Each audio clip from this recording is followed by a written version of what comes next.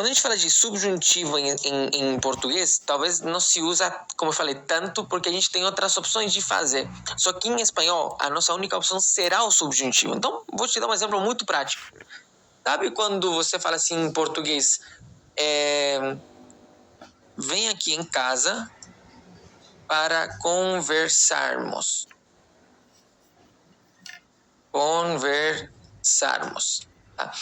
Esse final aqui, armos, não existe em espanhol. Então a gente tem que ver como é que a gente vai fazer isso em espanhol, porque em português você tem armos, para fazermos, para enviarmos, para finalizarmos e assim em diante.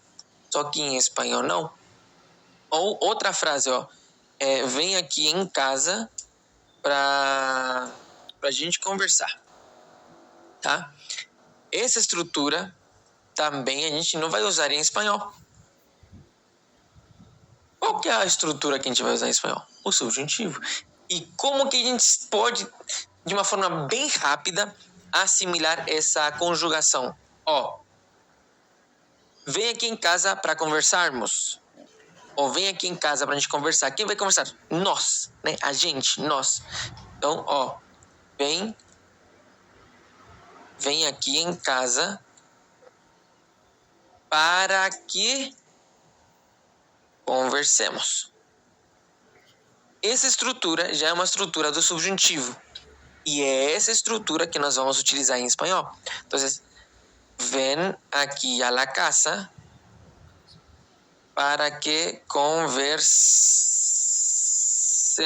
Aí sim. Para que conversemos. Pronto. Isso aqui não precisa ficar em negrito aí sim.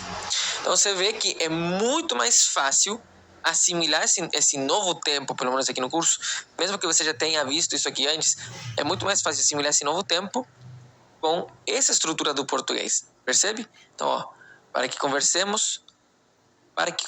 É bem parecido. Rubem, não vai ter irregularidades? Nós teremos sim irregularidades, não estou falando aqui não.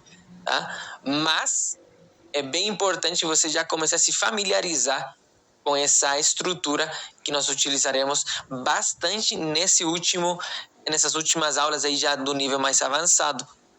É aquele tempo, gente, que separa os homens das crianças, né?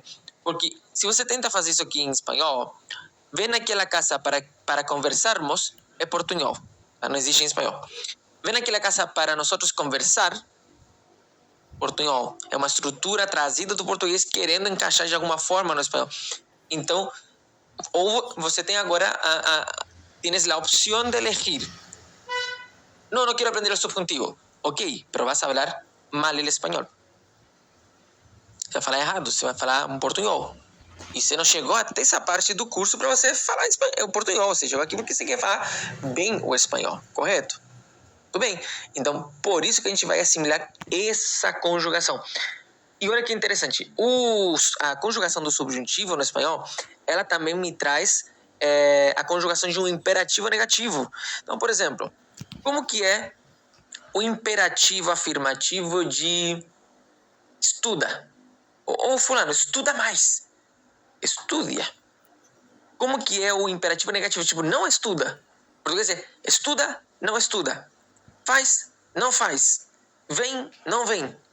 Em espanhol é estudia para o afirmativo e não estudies para o negativo. Ou seja, o imperativo negativo utiliza a mesma conjugação de subjuntivo. Tá? Subjuntivo. E aqui nós temos apenas o quê? Imperativo. Tá aí, imperativo. E aqui nós estamos utilizando... Aqui nós estamos utilizando a conjugação do subjuntivo. Então, realmente, a gente vai usar muito isso aqui em espanhol. Para essas terminações armos e ermos, que eu coloquei aqui para vocês, para essa estrutura de para a gente conversar, para a gente fazer, para nós, para ele enviar, pede para ele enviar vou colocar até aqui embaixo, pede pro Carlos enviar o documento ainda hoje. Você não pode falar em espanhol, quer dizer, se você quiser falar bem espanhol, né? Você não vai falar em espanhol. Pide para Carlos enviar o documento aún hoy. Vou colocar aqui. Pide para Carlos enviar o documento aún hoy. Mas daria para entender. E aqui a gente vai entrar numa coisa que, por você já estar num nível avançado aqui dentro do curso, que a gente não vai discutir com isso. Mas daria para entender. Se eu falasse para você, a gente queremos um açaí. Daria para entender? Dá. Tá certo? Não tá certo. Então você não chegou até essa parte do curso para você se contentar com, mas daria para entender se eu falasse errado? Não, a gente vai aprender a forma certa. E a forma certa, estou te mostrando aqui, nós vamos usar muito o subjuntivo.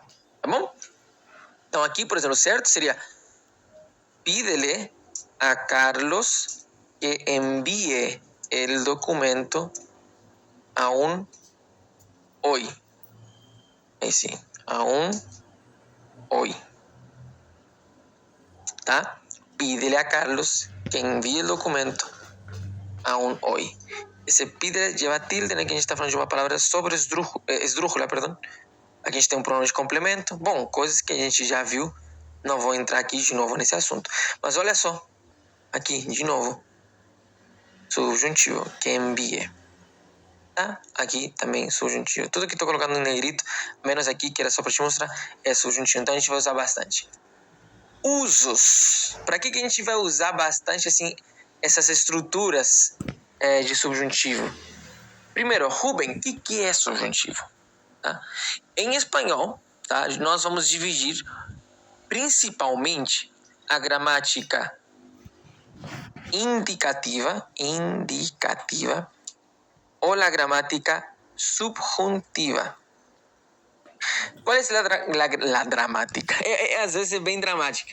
Qual é a gramática indicativa? A gramática indicativa são hechos, são fatos. Então, por exemplo,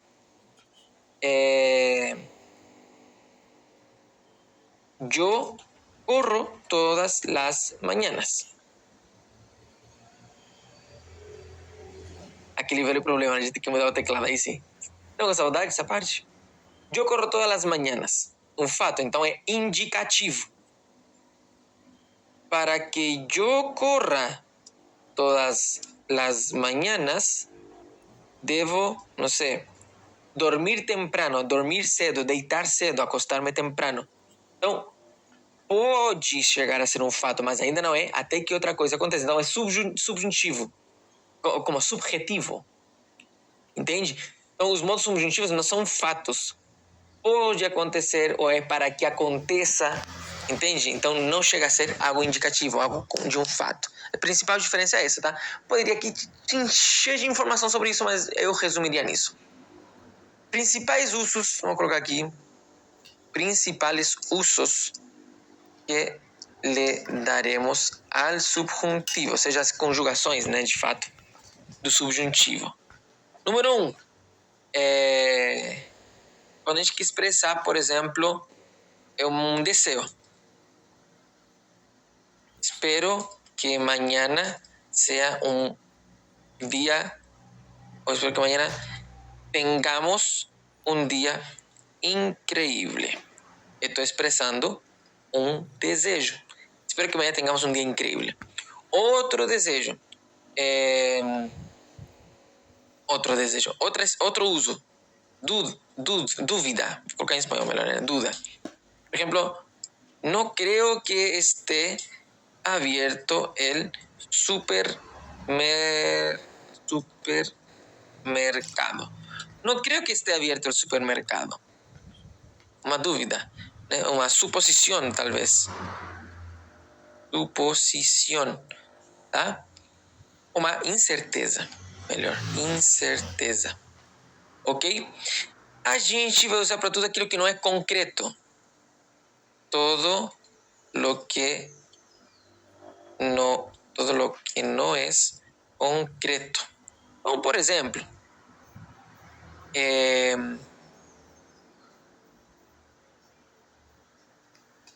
quiero una casa que tenga, sei lá, coisas.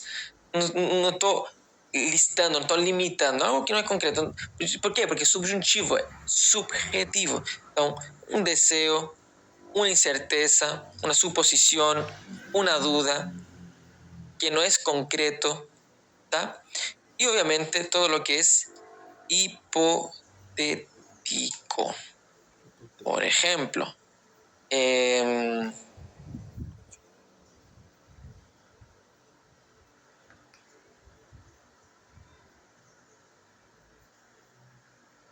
para que llegue antes, tal vez debería cambiar el horario. Para que llegue antes. Nesse caso hipotético, para que isso aconteça, outra coisa vai ter que acontecer. Ok? Então, tem vários usos que a gente vai dar para o subjuntivo. E eu, obviamente, vou ensinar vocês a conjugar o subjuntivo, né? Os verbos regulares, Agora, e aqui finalmente posso falar uma coisa que eu sempre quis dizer. No início do curso, onde eu não estava assim, né? Hoje, acho que estava mais magrelo, hoje de uma